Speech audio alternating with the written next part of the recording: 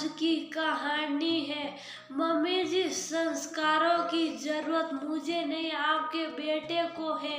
दोस्तों, कहानी शुरू करने से पहले अगर आपने चैनल को सब्सक्राइब नहीं किया हो तो कर लीजिए ताकि आपके पास पहुंच सके हर नया वीडियो। आज सोनिया कुछ काम से मार्केट गई थी। सास ने बड़ी मुश्किल से इजाजत दी थी कि बस आधा घंटे के लिए जाना है, देर ना हो, घर में बहुत काम है। सोनिया जल्दी जल्दी सामान लेकर घर आई। घर में आते ही उसके सर से साड़ी का पल्ला खिसक गया। दोनों हाथ में शॉपर थे तो सोनिया पल्ला नहीं रख पाई। जैसे सास ने देखा, सीखना शुरू कर दिया। ये क्या बहू, तुम बिना सिर पर पल्ला रखे बाहर से आ रही हो?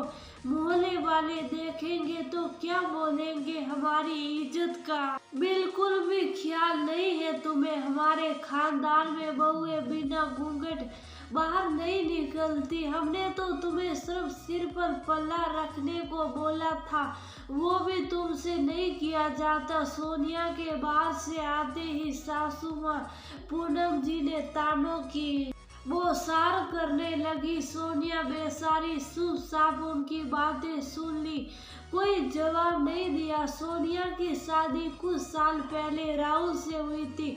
उसके ससुराल में सास ससुर, एक देवर, एक ननद और पति राहुल थे। ससुराल में सोनिया के लिए बहू वाले सारे नियम कायदे लागू थे। सुबह जल्दी उठना, रात को सारा काम निपटा कर सोना, सास ससुर की आवाज पर दौड़े आना, देवर ननदों के खाने पीने की फरमाइश से बिना देर किए पूरे करना। सोनिया ससुराल में सामंजस्य बैठाने की पूरी कोशिश करती, लेकिन उससे जरा सी भी गलती हो जाती तो पूनम जी बातें सुनाने लगती।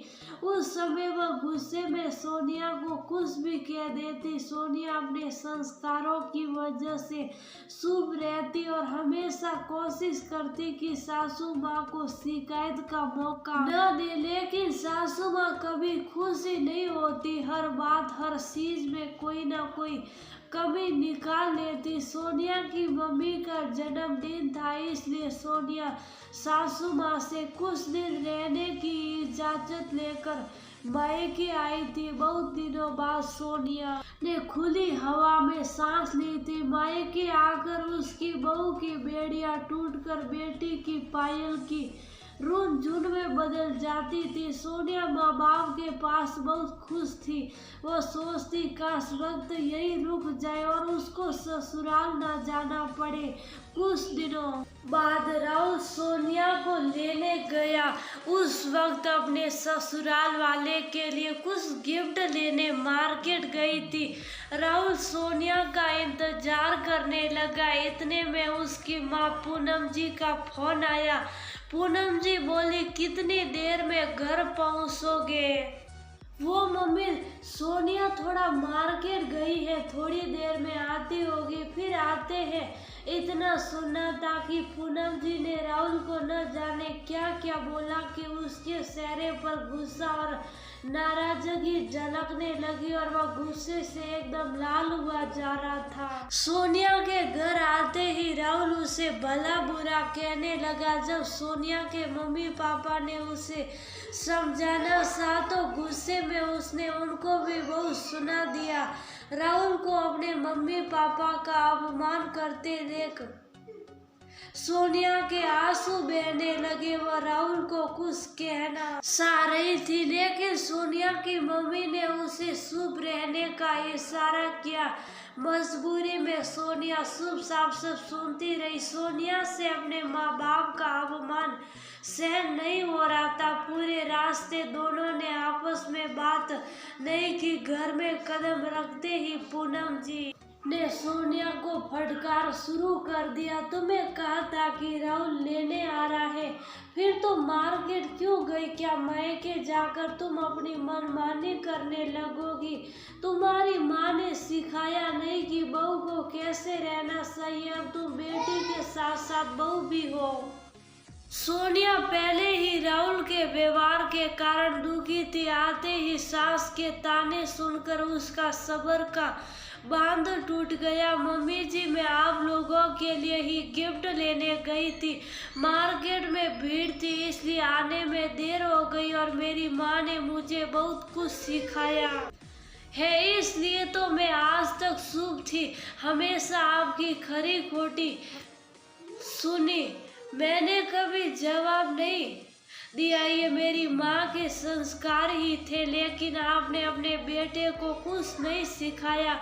मुझे लगता है कि कुछ चीजें आपको अपने बेटे को भी सिखानी चाहिए थी, क्योंकि संस्कारों की जरूरत बहू को ही नहीं बेटे को भी होती है। उनका भी फर्ज ही वो अपने बड़ों की इज्जत करे। बहू बनते ही लड़की के पाँव में संस्कारों, रिवाजों, शर्म, हया कि न जाने कितनी बेड़ियां पहना दी जाती है, लेकिन बेटा शादी के बाद भी वैसा ही रहता है। वो भी किसी का पति, किसी का दामाद, किसी का जीजा बनता है, पर उसके लिए कोई नियम नहीं। बहू को मुंह खोलने की मनाही है, लेकिन दामाद अपने सास ससुर को कुछ भी बोल सकता है। आप किस संस्कार की बात कर रही सासू माँ? इज्जत बस आपकी नहीं, मेरे माँ बाप की भी इज्जत है। कोई मेरे माँ बाप का अपमान करे ये मुझसे भी बर्दाश्त नहीं, चाहे वो मेरे पति ही क्यों ना हो। मैं आपका पूरा सम्मान करती हूँ और आगे भी करती रहूंगी, लेकिन मैं बेड़ियों में नहीं बंधूंगी। मेरी अपनी इच्छाएं और ख्वाहिश भी है, जिनको बहू होने के नाते मुझसे छीन लिया गया है। पर मैं आज़ादी से रहना चाहती हूँ, खुलकर सांस लेना चाहती हूँ। इस घर के दकियानुसारी रिवाजों को तोड़ना चाहती हूँ, ताकि आगे जाने वाली बहू इस घर में खुलकर सांस ले सके। अपने को बेसारी बनाकर मैं खुद को अपनी और उनकी नजरों में नहीं गिराना चाहती। पूनम जी और राहुल सोनिया को हैरानी से देखते रहे। उनको सोनिया ऐसे जवाब देगी उन्हें उम्मीद नहीं थी।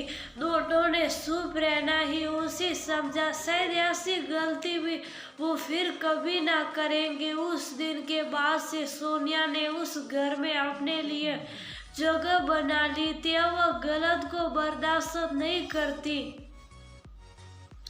क्योंकि वो अब बेसारी नहीं थी।